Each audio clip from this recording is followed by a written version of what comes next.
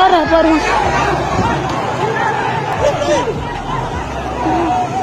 Kasihan Pak, rumah sukun sana pecah kepala. Pak, rumah sukun pecah kepala.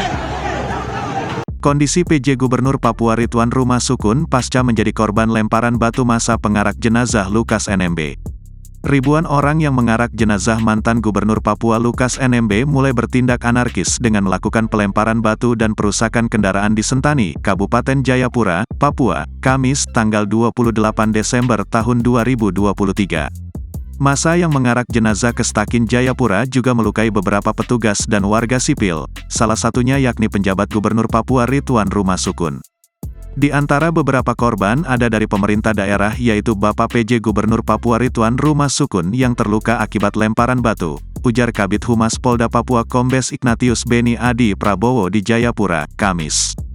Terbaru melansir beberapa sumber, PJ Gubernur Papua Ridwan Rumah Sukun telah dilarikan ke rumah sakit akibat terkena lemparan batu saat sekelompok massa yang ikut mengantar jenazah mantan Gubernur Papua Lukas NMB terlibat kericuhan. Kapolresta Jayapura Kota Kombes Victor D. Makbon menyebut kondisi Ridwan sudah stabil. Tapi memang tadi langsung dokter sampaikan, tadi kami diperintah Bapak Kapolda untuk ngecek, kondisi ada yang sudah dijahit sekarang sedang istirahat, ungkap Victor. Selain Ridwan Rumah Sukun yang menjadi korban, ternyata ada aparat keamanan yang menjadi korban tetapi jumlahnya belum dapat dipastikan. Seluruh kantor dan pertokoan di kawasan tersebut terpantau tertutup dan masyarakat memilih untuk tidak keluar rumah. Berdarah baru.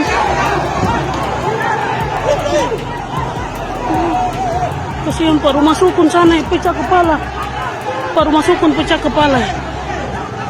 Download Tribun X sekarang, menghadirkan lokal menjadi Indonesia.